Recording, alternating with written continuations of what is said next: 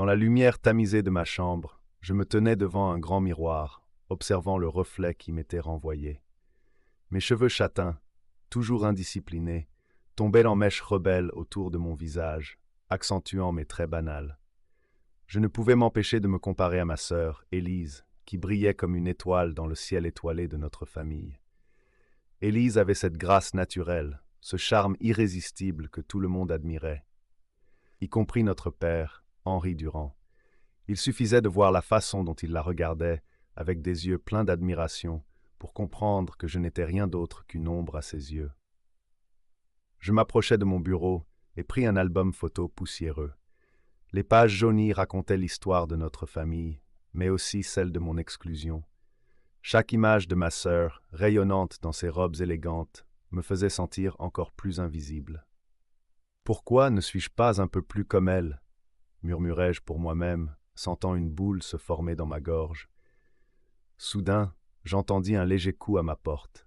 C'était ma mère, avec son sourire doux et compréhensif. Elle entra dans la chambre, ses yeux se posant sur moi avec une inquiétude palpable. « Camille, que fais-tu là? Pourquoi ne viens-tu pas à la soirée ce soir ?» me demanda-t-elle. « Je ne me sens pas très bien, » mentis-je, détournant le regard. En réalité, j'éprouvais une profonde anxiété à l'idée de me retrouver parmi les invités, tous ces riches Parisiens qui ne voyaient en moi qu'une fille peu attirante, une simple pièce du puzzle de mon père. « Écoute, chérie, il est important que tu sois présente. C'est une soirée spéciale pour Élise, et elle aurait besoin de ton soutien. » Sa voix était douce, mais il y avait une insistance derrière ses mots. « Je comprends, maman, mais je ne suis pas comme elle. Je ne veux pas être une source de honte pour notre famille. » Je me sentais piégé dans mon propre corps, comme si j'étais condamné à vivre dans l'ombre de ma sœur. Ma mère s'approcha et posa sa main sur mon épaule. « Camille, tu es belle à ta manière. Ne laisse jamais quelqu'un te faire sentir moins que cela. » Ces mots résonnaient en moi, mais je ne pouvais pas m'empêcher de ressentir cette douleur persistante de l'inadéquation. « Je vais rester ici, dis-je finalement, déterminé à ne pas affronter une autre soirée où je serais ignoré. Après qu'elle soit partie, je replongeai dans l'album, mes doigts caressant les visages familiers de ma famille, mais ce soir-là, je n'avais pas envie de me perdre dans leur monde. J'avais besoin d'évasion, de trouver un endroit où je pourrais être moi-même, loin des jugements et des attentes. Le lendemain matin, je décidai de sortir pour me rendre au marché local. Les marchés avaient toujours eu ce pouvoir de m'apaiser, les couleurs vives des fruits et légumes, les rires des marchands, l'odeur du pain frais. C'était une bouffée d'air frais dans ma vie étouffante. Alors que je déambulais entre les étals, je ne pouvais m'empêcher de sentir un léger sourire se dessiner sur mes lèvres. C'est alors que je le vis. Lucas. Il était là, au milieu des autres, vendant des fleurs. Ses cheveux bruns en désordre et son sourire chaleureux illuminaient sa face. Il semblait si différent de tous les hommes des soirées de mon père, si authentique. Je m'approchai timidement de son stand, le cœur battant un peu plus fort que d'habitude. « Bonjour, dis-je, ma voix à peine un murmure. « Bonjour, tu veux des fleurs ?» Il avait un ton amical, presque enjoué. Je ne savais pas trop quoi répondre. « Oui, je suppose. »« Elles sont très belles, » dis-je, en désignant un bouquet de roses sauvages. Mes yeux se perdirent dans les pétales, admirant leur beauté naturelle. « Ce sont mes préférées, » répondit-il en souriant. « Elles représentent la liberté, tu sais. » Il avait une façon de parler qui me donnait envie de l'écouter encore et encore. « La liberté ?» répétai-je, intrigué. « Et qu'est-ce que tu veux dire par là ?»« Eh bien, regarde !» Il leva une rose en l'air. Ces fleurs poussent sans contrainte, là où elles veulent. Elles ne se soucient pas de ce que les autres pensent d'elles. Elles sont justes, elles-mêmes. Ces mots résonnaient profondément en moi, comme une mélodie que je n'avais jamais entendue auparavant. J'aimerais être un peu plus comme ça, confessai-je, un sourire timide se dessinant sur mon visage. Parfois, je me sens tellement piégé par les attentes des autres. Lucas me regarda avec une intensité qui me fit frémir. Ne laisse jamais personne te dire qui tu devrais être. Tu es unique, Camille. C'est cette singularité qui fait ta beauté. Ces mots étaient comme une caresse, et je me sentais soudain moins seul. Je lui achetai un bouquet de roses, mon cœur battant à tout rompre. Alors que je m'éloignais, je sentis une chaleur se répandre en moi, quelque chose que je n'avais pas ressenti depuis longtemps. Peut-être que, juste peut-être, il y avait de l'espoir au-delà des murs de ma maison, au-delà des attentes de mon père. Le temps passa, et je commençai à chercher des excuses pour revenir au marché, espérant croiser Lucas à nouveau. Chaque rencontre était une bouffée d'air frais, un moment où je pouvais être moi-même, loin des jugements et des regards désapprobateurs. Mais je ne pouvais m'empêcher de ressentir une petite voix dans ma tête qui me rappelait la différence entre nos mondes. J'étais la fille du magnat, et lui, un simple vendeur de fleurs. Qu'est-ce qu'il verrait en moi? Le vent soufflait doucement, emportant mes pensées, alors que je me perdais dans la beauté des roses. Je ne savais pas encore où cette connexion me mènerait, mais une chose était certaine, je ne voulais pas le laisser partir. Je voulais découvrir ce que cela signifiait d'être aimé pour qui j'étais vraiment, pas seulement pour ce que mon nom ou mon apparence pouvaient représenter. Je me souviens de ce moment, la première fois que j'ai vraiment ressenti le frisson de l'amour. Lucas et moi avons commencé à nous fréquenter en secret, cachés des regards de mon père. Chaque rencontre était une petite bulle de bonheur dans un monde où je me sentais souvent invisible. Il me montrait la beauté des choses simples, et surtout, il me faisait sentir belle, non pas à cause de mon apparence, mais à cause de qui je suis à l'intérieur. Nous nous retrouvions souvent dans un petit parc près de chez moi, un endroit que Lucas avait découvert lors de ses promenades. Les arbres étaient denses et offraient une ombre agréable. Je me souviens d'un après-midi ensoleillé, le parfum des fleurs flottant dans l'air. Lucas m'attendait, assis sur un banc, un livre à la main. Quand il m'a vu, un sourire radieux a illuminé son visage. « Camille !» s'est-il exclamé en se levant rapidement. « J'ai quelque chose à te montrer. »« Qu'est-ce que c'est ?» ai-je demandé, intrigué. Il a ouvert son livre et a montré une page où il avait dessiné un paysage, un mélange de couleurs vives. J'ai essayé de capturer ce que je ressens quand je suis avec toi. Je suis resté sans voix, touché par son geste. C'est magnifique, Lucas. Tu as un réel talent. Merci, mais c'est toi qui m'inspires. Il a pris ma main et je me suis senti comme si j'étais sur un nuage. Je n'avais jamais ressenti cela auparavant. La douceur de son contact, le regard dans ses yeux, cela me faisait oublier toutes mes insécurités. Tu sais, je n'ai jamais été vraiment aimé comme ça avant, ai-je avoué, le cœur battant. Tu es incroyable, Camille. Tu es bien plus que ce que les autres voient. Tu es forte, intelligente et pleine de vie. Ces mots résonnaient en moi, comme une mélodie douce que je voulais écouter encore et encore. Cependant, cette bulle de bonheur était menacée. Mon père, Henri, a toujours eu une vision très précise de ce que je devais être. Il ne voyait en moi qu'un reflet de son statut social, et Lucas, avec son humble origine, était tout ce qu'il méprisait. Cela me terrifiait. Je savais que notre amour ne serait jamais accepté, mais au fond de moi, une voix me disait que je ne pouvais pas laisser la peur dicter ma vie. Un soir, après un rendez-vous avec Lucas, je suis rentré chez moi, le cœur lourd. Mon père était dans son bureau, entouré de documents et de graphiques. Il leva les yeux vers moi, l'air préoccupé. « Camille, où étais-tu » me demanda-t-il, son ton autoritaire me glaçant. « Je suis allé me promener » répondis-je, tentant de garder ma voix calme. « Tu devrais être plus prudente. Tu es une Durande, et chaque mouvement que tu fais doit être réfléchi. » J'ai hoché la tête, mais à l'intérieur, je me débattais avec mes émotions. Je savais que mon père ne comprendrait jamais la passion qui brûlait en moi pour Lucas. Je suis monté dans ma chambre, le cœur lourd, mais en pensant à Lucas, une petite lueur d'espoir est née. Quelques jours plus tard, je me suis décidé à parler à mon père. Je ne pouvais plus vivre dans l'ombre de ses attentes. J'avais besoin de lui dire que j'aimais Lucas et que je voulais être avec lui. Mais je savais que ce serait un combat difficile. « Papa, puis-je te parler » ai-je demandé, l'estomac noué. Il m'a regardé avec une lueur d'irritation dans les yeux. « Qu'est-ce qui ne va pas encore ?» J'ai pris une profonde inspiration. « Je suis tombée amoureuse. » Il a froncé les sourcils. « Amoureuse? De qui ?»« Lucas, ai-je dit, ma voix tremblante. Il est différent, mais il me rend heureuse. » Le silence s'est installé, son regard s'est durci. Ce jeune homme, le fils d'un artisan. Camille, tu ne peux pas sérieusement envisager une relation avec lui.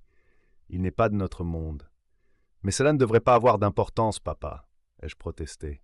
L'amour ne devrait pas être limité par le statut social. Il me traite avec respect et gentillesse. Respect? Henri a éclaté de rire, mais son rire était amer. Tu penses vraiment qu'il te respecte? Non, il te manipule. Tu es une Durand, tu mérites mieux que ça. Je sentais mes larmes monter. Je ne veux pas de ce que tu considères comme mieux. Je veux être heureuse avec Lucas. Je te préviens, Camille, a-t-il dit, la colère dans sa voix. Si tu choisis ce chemin, tu perds tout ce que tu as. Je ne veux pas d'un gendre comme lui.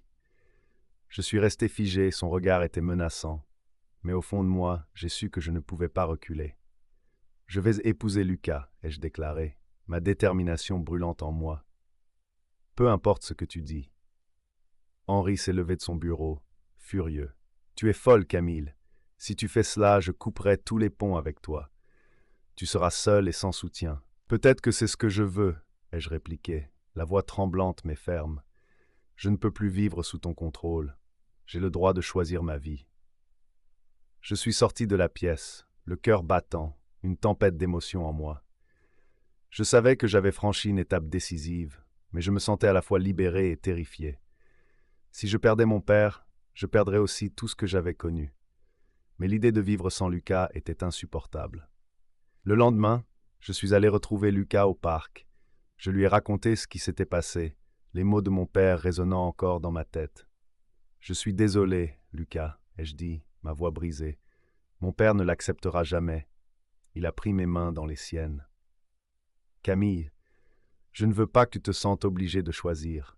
Si cela doit être ainsi, je respecterai ta décision. »« Non, je ne veux pas te perdre, » ai-je crié, les larmes aux yeux. « Je suis prête à me battre pour nous. » Lucas a souri tristement. « Alors, nous nous battrons ensemble.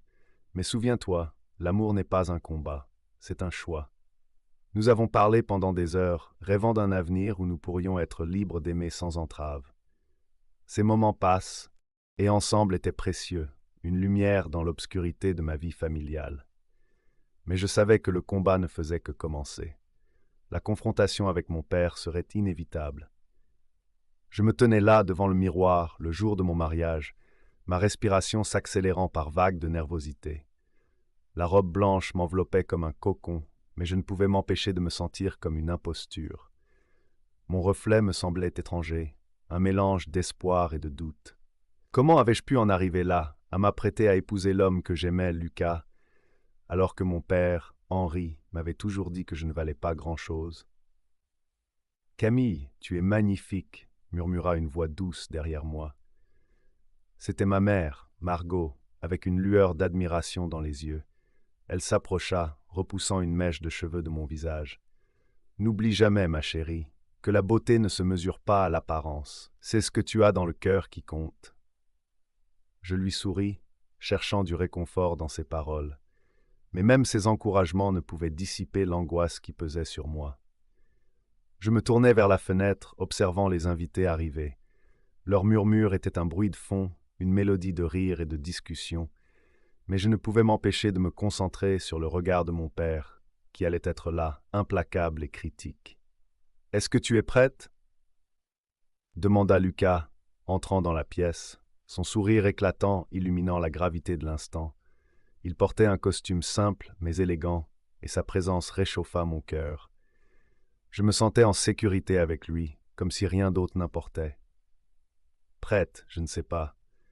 Je soupirais, me passant une main dans les cheveux. Je veux juste que tout se passe bien, et que mon père ne fasse pas de scène. Il ne peut pas te prendre cela. Tu es forte, Camille, et je suis à tes côtés. Je t'aime, peu importe ce qu'il dit. Ces mots étaient comme une caresse, apaisant les tempêtes en moi.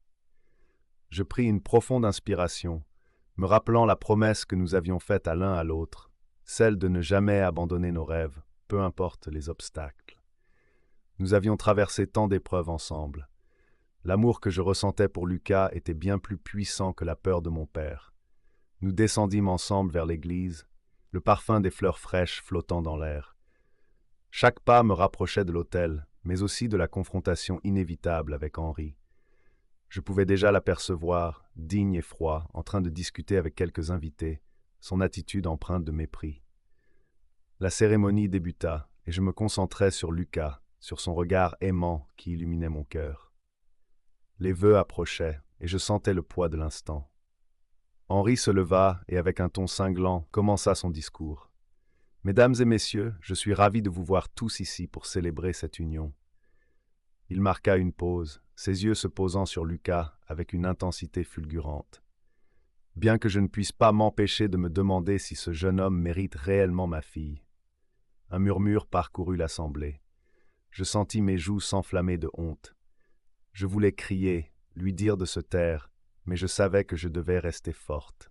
Lucas me serra la main, me donnant le courage dont j'avais besoin.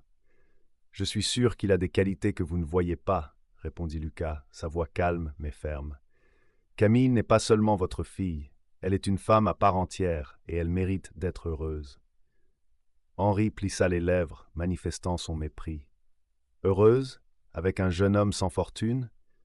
Ce mariage est un non-sens. » Je me redressai, prête à défendre notre amour. « Papa, je suis désolé, mais je ne peux pas vivre selon vos attentes. Je choisis Lucas et je l'aime. » Ma voix tremblait, mais je n'allais pas reculer.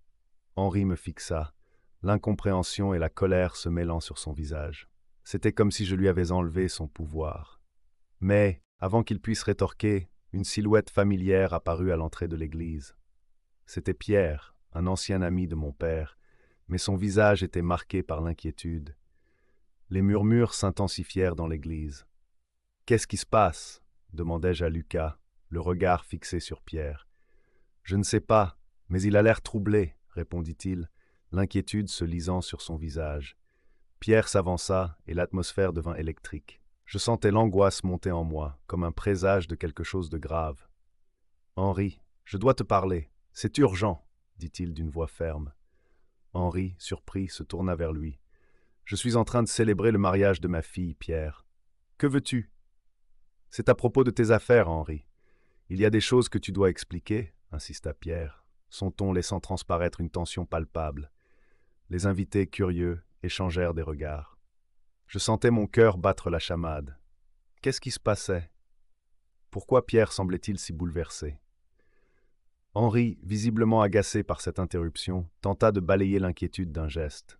Mais Pierre ne recula pas. « Ce n'est pas juste une question de fierté, Henri, c'est une question de vérité. » Je pouvais sentir que quelque chose d'énorme se préparait, quelque chose qui pourrait tout bouleverser. La tension était palpable. Je me tournai vers Lucas, cherchant des réponses dans son regard. « Que va-t-il se passer ?» murmurai-je, la peur serrant ma gorge. « Je ne sais pas, mais je suis là avec toi, » murmura-t-il, me tenant toujours la main. Alors que les invités commençaient à chuchoter, l'inquiétude se transforma en un murmure croissant.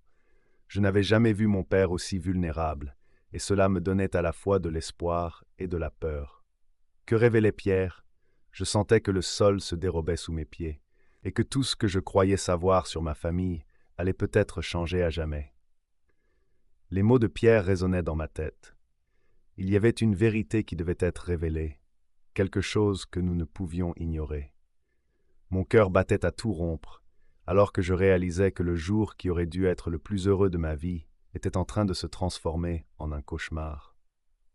Je me tenais là, au milieu de l'église, vêtu de ma robe blanche, chaque regard des invités pesant sur moi comme un poids insupportable. Mes mains tremblaient légèrement alors que je fixais Lucas, qui m'encourageait d'un sourire rassurant. Mais tout à coup, l'atmosphère changea. Pierre, un ami ancien de mon père, fit son entrée dans l'allée. Son visage était blême, et je pouvais sentir la tension dans l'air. Quelque chose n'allait pas. « Henri !» cria-t-il, sa voix résonnant dans l'église comme un coup de tonnerre. Mon cœur se mit à battre la chamade. Je ne savais pas ce qui se passait, mais une vague d'angoisse m'envahit. Pierre s'approcha de mon père, qui, visiblement agacé, fronça les sourcils. « Qu'est-ce que tu fais ici, Pierre ?» Henri tenta de garder son calme, mais je pouvais voir qu'il était inquiet. Pourquoi cet homme troublait-il notre cérémonie? Je ne peux pas rester silencieux davantage. Ce que tu as fait, cela doit être dit. Pierre balaya la salle du regard, et je sentis tous les regards braqués sur nous. « Henri, Tu as caché une partie de ta richesse, et je sais comment tu l'as acquise. Le murmure s'éleva dans l'église, des chuchotements alarmés parcourant les rangées de sièges. Je me tournai vers Lucas, le désespoir dans ses yeux se mêlant à la confusion. Henri, après un court instant d'hésitation, se redressa, le visage empourpré de colère. « Tu n'as aucune preuve, et je ne laisserai pas tes mensonges gâcher ce jour. » Il tentait de reprendre le contrôle de la situation, mais je pouvais sentir que le sol s'effondrait sous mes pieds. « Mensonge ?» Pierre se moqua, une lueur de défi dans ses yeux. « Je parle de la vérité, Henri. Ta fortune, tes entreprises, tout cela est entaché. Affaires illégales, des pots de vin, tout le monde le sait dans le milieu. » Je ne pouvais pas croire ce que j'entendais. Mon père, l'homme que j'avais toujours admiré, était-il vraiment capable de tant de mal? Je me sentais trahi, déchiré entre l'amour pour lui et la réalité qui se dévoilait devant moi. Mes pensées tourbillonnaient. Comment avais-je pu être si aveugle? « Silence !» s'écria Henri, mais sa voix était moins assurée. Je pouvais voir qu'il commençait à perdre le contrôle de la situation. Les murmures des invités devenaient de plus en plus forts, et je réalisais que tout le monde était en émoi. Soudain, les portes de l'église s'ouvrirent avec fracas, et plusieurs policiers entrèrent. Mon cœur se serra dans ma poitrine. Que se passait-il? Ils s'approchèrent de mon père, et je vis son visage blêmir encore plus. « Henri Durand, nous avons besoin de vous pour des questions concernant vos affaires. » L'un des policiers prit la parole, une expression sévère sur le visage. Le choc était palpable dans l'église. Mes jambes faiblirent, et je me vis vaciller sur place. Lucas s'avança, prenant ma main dans la sienne. « Camille, reste avec moi, tout ira bien, » murmura-t-il, mais je pouvais voir l'inquiétude dans ses yeux. Henri, réalisant l'ampleur de la situation, tenta de se défendre. « Je n'ai rien fait de mal. Vous ne pouvez pas faire ça !» Il était maintenant acculé, et l'angoisse se lisait sur son visage. Les invités se levaient, certains murmuraient, d'autres prenaient leur téléphone pour capturer le moment. Je me sentais comme un animal piégé, incapable de réagir. « Mais si, Henri, nous avons des preuves, » poursuivit le policier. « Des documents, des enregistrements. Vous êtes en état d'arrestation. » Le cri de ma mère, qui était restée silencieuse jusqu'alors, brisa le silence. « Non, Henri, dis-leur que ce n'est pas vrai !» Elle se leva, ses yeux remplis de larmes. Je la regardais, horrifié. Comment tout cela pouvait-il arriver le jour de mon mariage? Je me tournai vers Lucas, cherchant du réconfort dans ses yeux. « Que dois-je faire ?» demandai-je, ma voix à peine un murmure. Il me regarda avec tendresse, mais aussi avec une profonde tristesse. « Tu sais ce que tu dois faire, Camille. Ce n'est pas juste ton père. C'est ta vie, tes choix. » Ces mots résonnèrent en moi, mais je me sentais perdu. Comment pouvais-je abandonner l'image de l'homme que j'avais toujours idolâtré? Les policiers approchèrent Henri, et je vis le désespoir sur son visage. Il était piégé, et je savais que tout ce qu'il avait construit était sur le point de s'effondrer. À ce moment-là, une colère sourde monta en moi. Comment avait-il pu me mentir, à moi, sa propre fille? « Je ne veux pas de cette vie, » murmurai-je à Lucas, le souffle court. Je ne peux pas croire qu'il ait fait cela. « Tu es plus forte que tu ne le penses, Camille. Tu mérites mieux. » Sa main serra la mienne, et je sentis une vague de réconfort. Je savais que la vérité était là, enfin exposée, et que je ne pouvais plus ignorer qui était réellement mon père. J'avais toujours pensé que l'héritage d'Henri était quelque chose de glorieux, mais maintenant, il ne me restait qu'une amertume profonde. L'homme que j'avais aimé et admiré était un escroc, et je ne pouvais plus le défendre. Alors que les policiers emmenaient mon père hors de l'église, je sentis une partie de moi se briser. Mais en même temps, une autre partie, celle qui avait longtemps été étouffée, commençait à émerger. Je n'étais pas seulement la fille d'Henri Durand. J'étais Camille, une femme qui avait le droit de choisir son propre chemin, loin des mensonges et de l'hypocrisie. « Camille, tu es là ?» La voix de Lucas me ramena à la réalité. Je levai les yeux vers lui, et je vis la détermination dans son regard. Nous avons encore un avenir à construire, même sans lui. Je lui souris, réalisant que malgré tout, j'avais quelqu'un sur qui compter.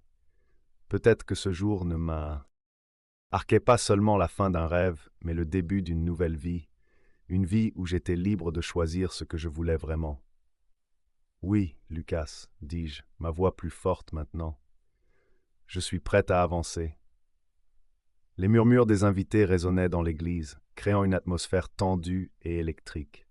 Je tenais fermement la main de Lucas, sentant la chaleur de son soutien à travers la panique qui m'envahissait. Mon regard se posait sur mon père, Henri, dont le visage trahissait une combinaison de colère et de peur. Les mots de Pierre, résonnant comme un coup de tonnerre, continuaient à tourner en boucle dans ma tête. Mon père, cet homme que j'avais idolâtré malgré ses défauts, était désormais un étranger. « Camille, écoute-moi, » dit Lucas, sa voix douce mais déterminée, me tirant de mes pensées tumultueuses. « Tu ne dois pas te laisser abattre par lui. Tu mérites un père qui t'aime pour qui tu es, pas pour ce que tu représentes. » Je le regardais dans les yeux, cherchant du réconfort. Sa présence me donnait du courage. Je savais au fond de moi que je ne pouvais plus vivre dans l'ombre de l'héritage de mon père. Mes mains tremblaient légèrement alors que je réfléchissais à tout ce que je venais d'apprendre. « Tu as raison, Lucas, mais comment puis-je simplement l'ignorer?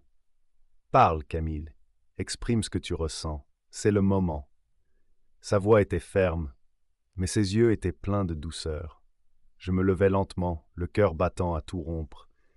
Les invités me regardaient, leurs visages marqués par l'inquiétude et la curiosité. Je pris une profonde inspiration, sentant les regards pesant sur moi, mais je savais que je ne pouvais plus rester silencieuse. Je devais choisir la vérité.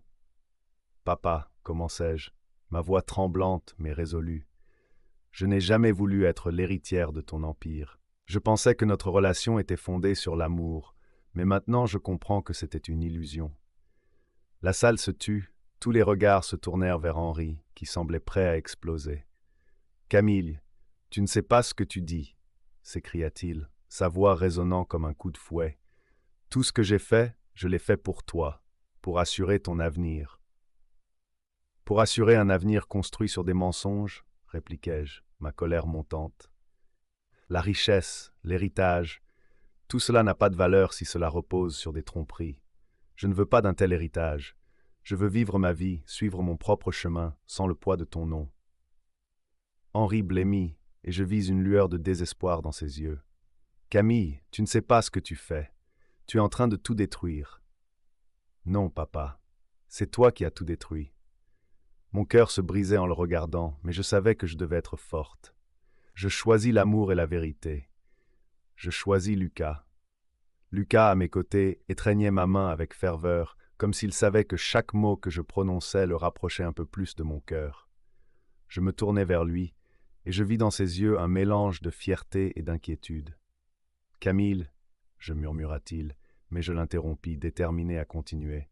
« Je ne veux plus être la fille de cet homme qui a tout construit sur des secrets.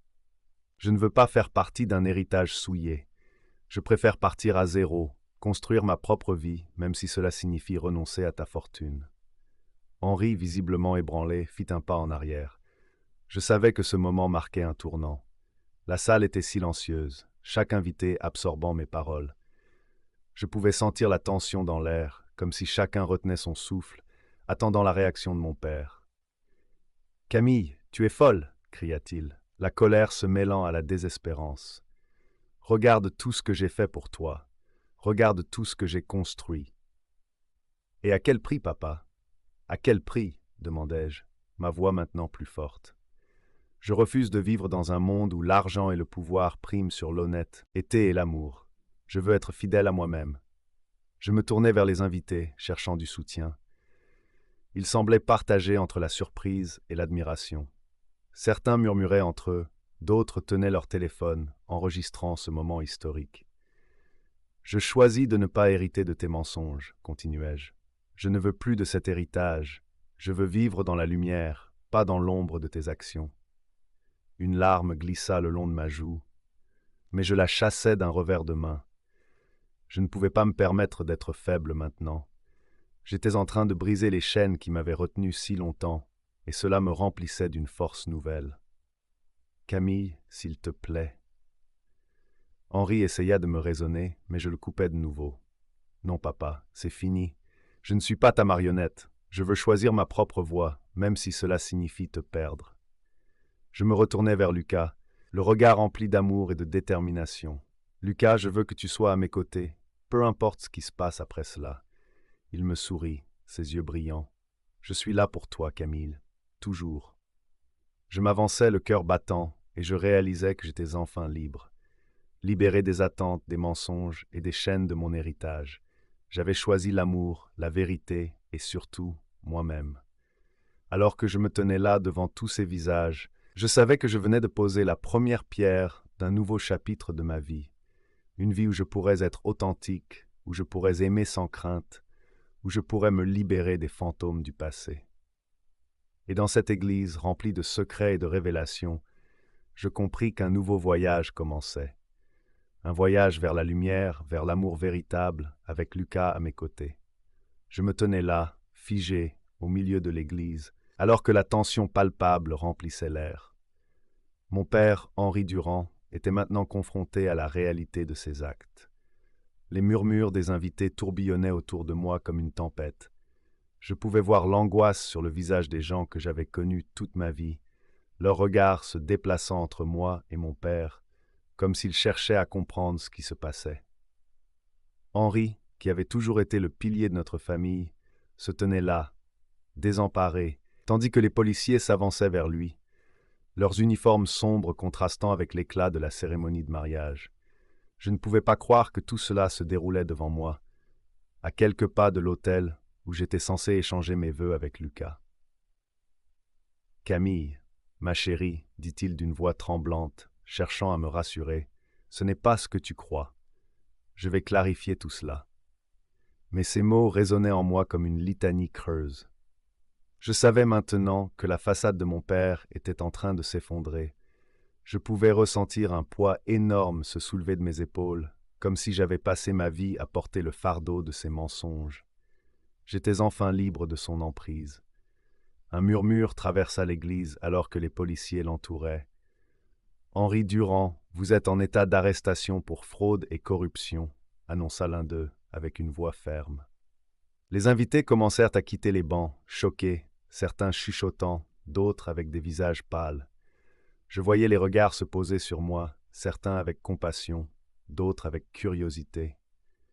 J'étais une femme qui venait de découvrir que son père n'était pas l'homme qu'elle avait toujours cru.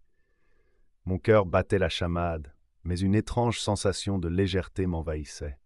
J'avais l'impression de renaître. Lucas, toujours à mes côtés, prit ma main dans la sienne. Son contact chaud me réconforta.